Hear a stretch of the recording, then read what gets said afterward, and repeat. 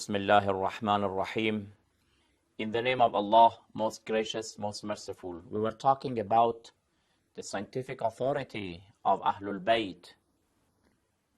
We said that these 12 Imams, or the successors of the Holy Prophet of Islam, were the most superior people as far as their knowledge is concerned.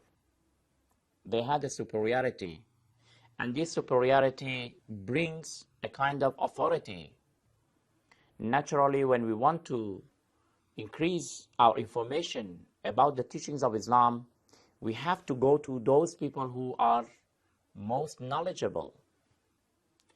Those who do not have knowledge, or they have little knowledge, they don't deserve to be followed, to be considered as divine leaders.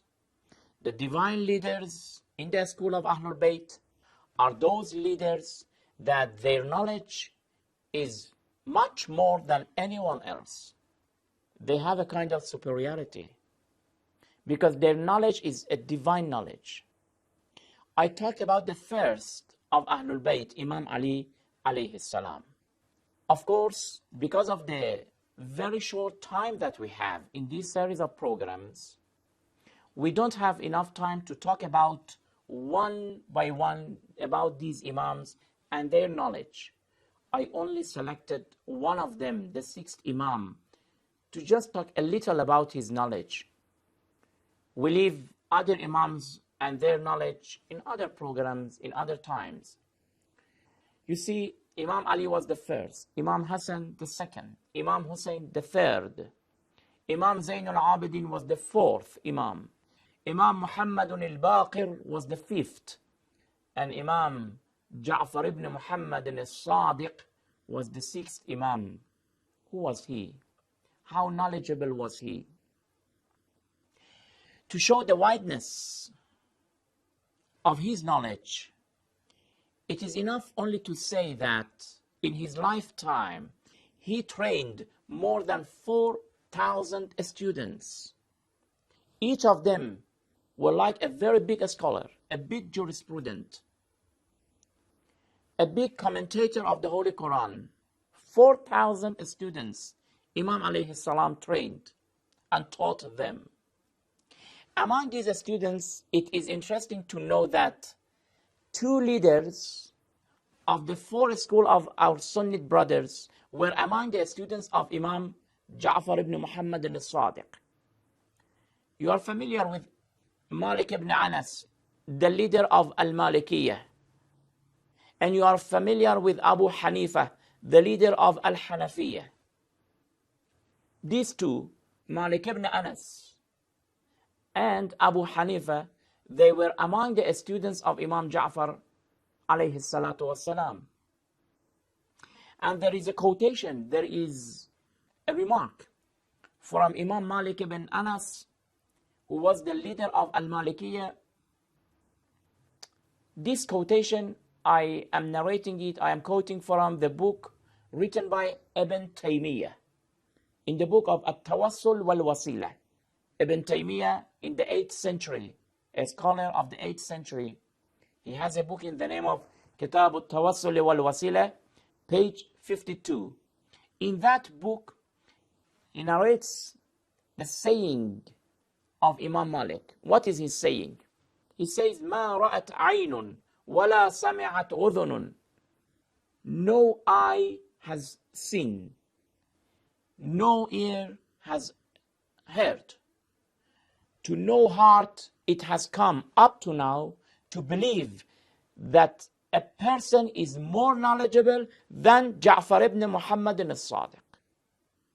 In other words, he says that I believe Ja'far ibn Muhammad al-Sadiq is the most knowledgeable person in Medina and in the world of Islam.